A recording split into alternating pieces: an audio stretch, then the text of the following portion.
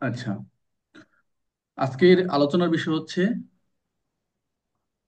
বিদ্যুৎ আইন 2018। এই আইনটি তোমার এটি অনেক পুরাতন আইন। এখান থেকে একটা রিটেনের প্রশ্ন আছে, যার ফলে আমরা এটাকে নেওয়া, মানে যেখান থেকে রিটেনের প্রশ্ন আসে বা ইতিপূর্বে আসছিল, আমরা এই এই ধারাগুলো অবশ্যই পড়বো। দেখো, এই বিদ্যুৎ উৎপাদন, সঞ্চালন এবং সংস্কার বিভিন্ন উন্নয়নের ক্ষেত্রে ইলেকট্রিসিটি অ্যাক্ট 1910 সালের একটা আইন ছিল। ঠিক আছে, এই আইনটি রদ করছে, পরবর্তী এটা বাতিল করে এই 2018 সালে এটা সংশোধন আনা হয়। এখানে প্রায় এই বিদ্যুৎ আইনে আমরা যদি খেয়াল করি, এখানে প্রায় 61টি ধারা রয়েছে। রোহিত 61টি ধারা দেখতে পাচ্ছি, বাট আমরা এখানে এইটা ডিটেলস আমাদের এত পড়ার সময় নেই, আমরা এত দেখবো না।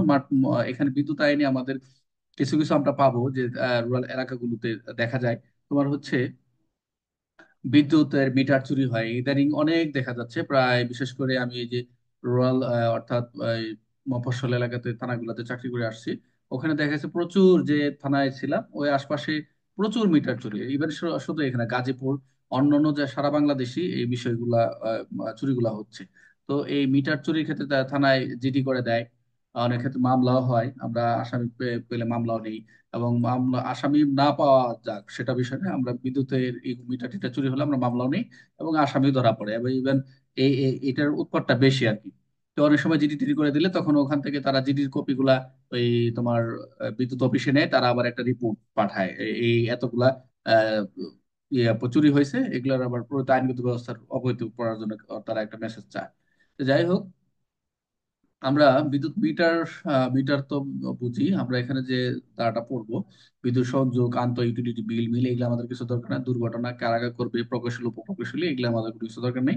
এগুলো অন্য এক সময় আমরা পড়বো না। যে গুরুত্বপূর্ণ যে ধারাটি সেটা হচ্ছে আমাদের 32। দেখো, এই বিদ্যুৎ চুরি দণ্ডটা দেখো, যদি অনেক সময় প্রশ্ন করে যে বিদ্যুতিক মিটার চুরি করে গেল, বাসগৃহ থেকে বিদ্যুতিক চুরি হলো, এই মিটার চুরি করলো, তখন এই ক্ষেত্রে অনেক সময় যে প্যানাল করে চলে যাওয়া না, এই খেয়াল রাখতে হবে। বুঝতে পারছো? তো এই বিদ্যুৎ চুরির দণ্ডটা হলো 32, দুইটা ধারা পড়াবো, খুব ইম্পর্টেন্ট, মনোযোগ দাও। এই বিদ্যুৎ চুরি দণ্ডটা কি দেখো, এখানে 32-এ বলছে এই কথাটা, অপরাধ ও দণ্ড, এই অধ্যায়টা হচ্ছে অপরাধ দণ্ডের ধারা। এখানে বিদ্যুৎ চুরির দণ্ড হচ্ছে কোনো ব্যক্তি বাসগৃহে কোনো স্থানে ব্যবহার উদ্দেশ্যে বিদ্যুৎ চুরি করলে, এই যে বিদ্যুৎ তার থেকে একটা জায়গা থেকে আরেকটা জায়গায় তার লাইন দিয়ে সংযোগ দিয়ে তারা রাতের বেলা চুরি করে ব্যবহার করে, আছে না? গ্রামে এগুলো আমরা অনেক কিছু দেখতাম ছোটবেলায়, বা এখনো দেখা যায় যে একটা লাইন গেছে সরকার, বিদ্যুৎ তার গেছে, ওখান থেকে একটা রাতের বেলা একটা ফালাই দিয়ে এরকম তারা কাজ করে, চুরি করে তারা রাতটা চলে। তো এরকম বিদ্যুতের যে অফিস আছে তারা ওটা বুঝতে পারে না। তো কোনো বাসগৃহ বা কোনো স্থানে ব্যবহার উদ্দেশ্যে বিদ্যুৎ চুরি করলে অনধিক 3 বছর কারাদণ্ড অথবা চুরিকৃত বিদ্যুতের মূল্যের দ্বিগুণ অথবা 50,000 টাকা অর্থদণ্ড উভয়তে দণ্ডিত। আর কোনো শিল্প ও বাণিজ্য ব্যবহার উদ্দেশ্যে বিদ্যুৎ চুরি করলে, একটা হচ্ছে বাসগৃহে আর একটা হচ্ছে শিল্পে বাণিজ্যে যে ব্যবহার করে। অনেক সময় তাদের তো একটা থাকে, কতটুকু কিলো মেগাবাইট তারা কতটুকু পড়লো বা কি করলো, কে লিখলো, ক্লাস কি হচ্ছে, কে লেখে মেসেজ এই সময় ক্লাসের সময়। মানে কিছু কিছু ছাত্র আছে, আসসালাম আলাইকুম স্যার, ক্লাস শুরু হয়েছে স্যার, হ্যাঁ ক্লাস চলমান, মানে ওর তো লিঙ্ক দেয়নি, লিঙ্কটা কি যায়নি নাকি,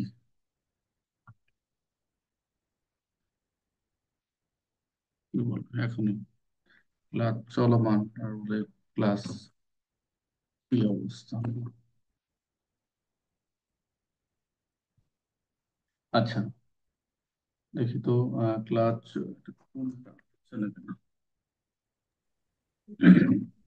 বুঝতে পারছো কাউসার এইটুক?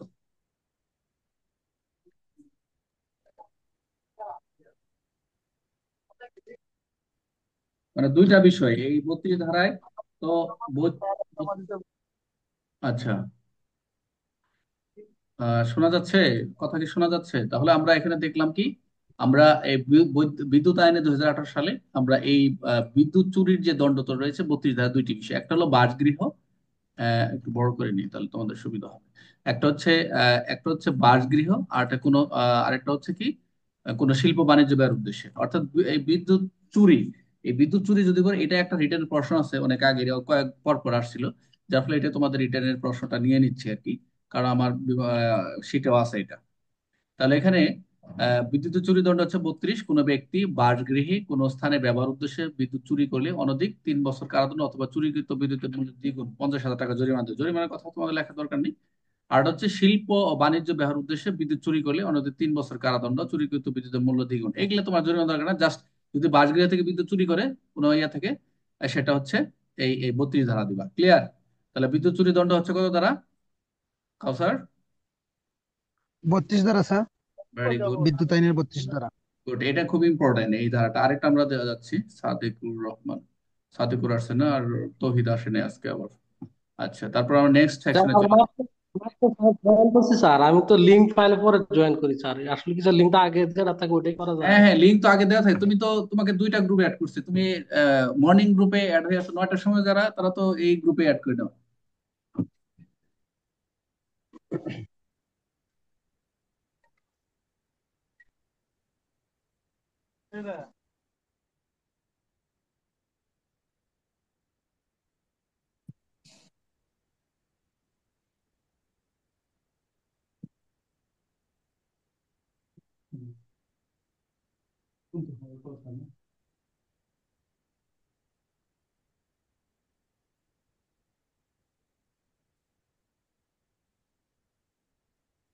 মানে হঠাৎ করে তোমার ফ্যানেরটা অটো সুইচ হয়ে গেছে।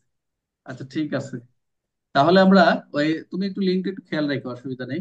পরে ঠিক হয়ে যাবে সমস্যা- এখানে আজকে কেবলই শুরু করছি, টেনশন নেই। তাহলে আমরা এখানে বিদ্যুৎ আইন 2018 সালের 32 ধারাটা খুব ইম্পর্টেন্ট, এটা একটু দেখে নেবে। জাস্ট এখানে দুইটা ধারা পড়াবো, এরপর অন্য আলোচনা চলে যাব। তাহলে আমরা 32 ধারা কি দেখলাম, বিদ্যুৎ চুরি দণ্ড। এরপর আমরা দেখি যে গুরুত্বপূর্ণ ধারাটা পড়াবো।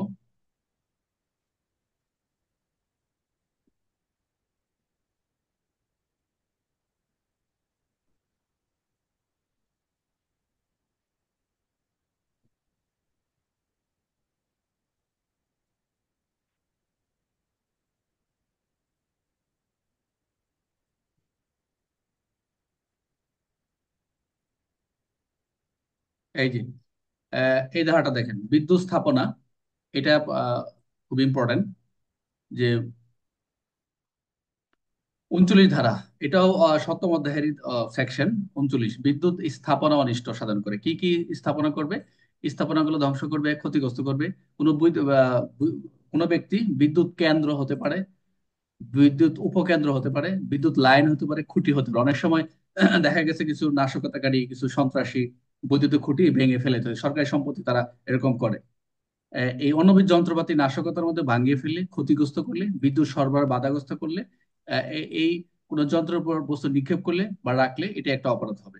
অর্থাৎ এখানে এক কথা হচ্ছে, আমরা 39 32-এ আমরা বিদ্যুৎ চুরি আর হচ্ছে এখানে বিদ্যুৎ স্থাপনা অনিষ্ট করে, ক্ষতি সাধন করে, এই শব্দগুলো এইভাবে নিবেন কষ্ট করে। তাহলে এই কোনো ব্যক্তি বিদ্যুৎ কেন্দ্র, উপকেন্দ্র, খুঁটি, লাইন, অনবীর যন্ত্রপাতির মাধ্যমে যদি কোনো নাশকতা মাধ্যমে যদি ভেঙে ফেলে বা ক্ষতিগ্রস্ত করে, সেক্ষেত্রে এটা একটা অপরাধ। আরেকটা বলছে যে কোনো লাইসেন্স অনুমতি ব্যতিরেকে বিদ্যুৎ কেন্দ্র, উপকেন্দ্র, বিদ্যুৎ লাইন, খুঁটি, অন্য যন্ত্রপাতি ব্যবহার করলে অবহেলাবশত ভাঙিয়ে ফেলে, এটা বেশি একটা ইম্পর্টেন্ট না। তবে এই বিদ্যুৎ স্থাপনা অনিষ্ট সাধারণটা হচ্ছে এই 39 একটাই আমরা ইউজ করবো। এখানে লাইসেন্স অনুমতি ব্যতিরেকে এগুলা আমাদের এত দরকার নেই। বেআইনি অবহেলাবশত ভেঙে ফেলে এটা দরকার নেই।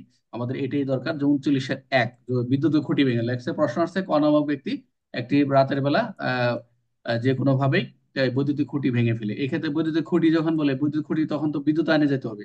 আর যদি বলে ক নামক ব্যক্তি সে তার পাশের বাসায় থেকে বা পাশের বিদ্যুতের লাইন থেকে বিদ্যুৎ চুরি করে, তাই চুরি এখন তো অনেকে ওই পেনাল কোডে চলে যাবে, 379 80 চলে যাবে, না ওদিকে যাওয়া যাবে না। বিদ্যুৎ আইন 2018 সালের ওই 32 ধারা থেকে লিখতে হবে। আচ্ছা, আরেকটা বিষয়, সবাইকে শোনা যাচ্ছে? আমাকে শোনা যাচ্ছে? একটা কোয়েশ্চেন করব। শোনা যাচ্ছে স্যার। আচ্ছা, কোশ্চেনটা হচ্ছে সবার ইয়া থেকে বলি। আচ্ছা, এখন ক নামক ব্যক্তি খ নামক বাসার ঢুকছে, খ নামের বাসায় ঢুকছে। আমি বলতেছি মেজবা রিয়াজের বাসায় ঢুকছে। মেজবা রিয়াজের বাসায় ঢুকছে চুরি করার জন্য।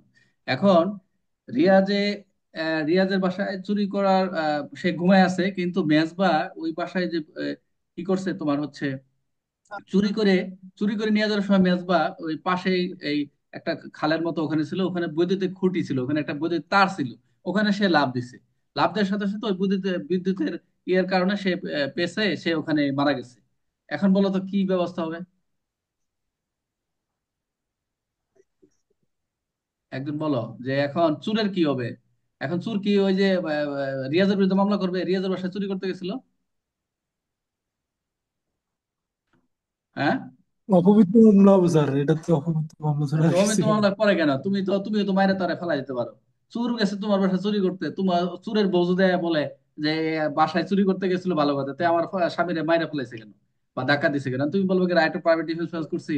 যে আসলে তো সেটা না, সেটা হচ্ছে এখন সে কি জানে যে এখানে বৈদ্যুতিক লাইন, এখন বৈদ্যুতিক যে লাইনের যে বৈদ্যুতিক মিটার বা যে আহ, প্রকৌশলী বা অপপ্রকৌশলী যারা, এদের বিরুদ্ধে মামলা করবা? কোনোটাই মামলা করা যাবে না। এখন কথা হচ্ছে এখন অবহেলা কি নাই কি না এগুলো দেখা পরে বিষয় না। চুরি তো চুরি করতে আসছে, এখন সে এটা তো একটা জানে না যে দুর্ঘটনা স্যার। এটা, হ্যাঁ দিস ইজ, হ্যাঁ অ্যান অ্যাক্সিডেন্ট। এটা একটি দুর্ঘটনা। ওই যে বললো না যে এটা অমৃত্যু। হ্যাঁ, কথা হচ্ছে এখন সিচুয়েশন এবং পরিস্থিতি বুঝতে হবে যে এই চোরের সাথে বা এর কোনো আগে থেকে পুরো পরিচয়, তার বন্ধু ছিল কিনা, আসলে চুরি করতে আসছিল কিনা, এই সামগ্রিক সব ঘটনাগুলো তোমাকে বুঝতে হবে। তাহলে এরকম ঘটনা ঘটে। এখন দেখা গেছে আবার তদন্ত করতে আইসা দেখে যে বৈদ্যুতিক মিটারে তোমার পেঁচে গেছে বা ওখানে পড়ে মারা গেছে, ওই বৈদ্যুতিক লাইনটা ছিল চুরির। এখন কি হবে বলো?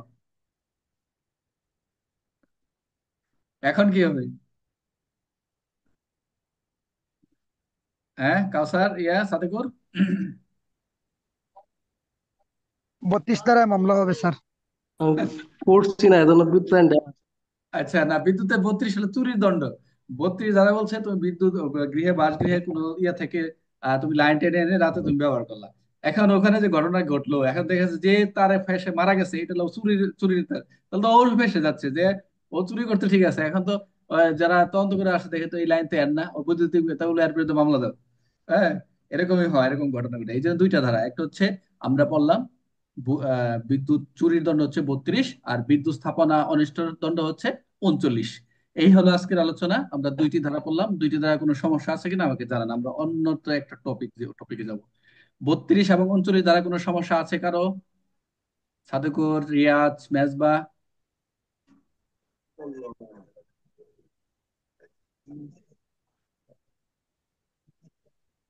কোনো সমস্যা নাই? না স্যার, আপাতত সমস্যা নাই। আচ্ছা, তাহলে একটু রেকর্ডিংটা, সবাই লাইনে থাকেন, কেউ যাবেন না, আর একটু ক্লাস আছে। তাহলে আমরা দুইটি ধারায় পড়লাম এই পর্যন্ত।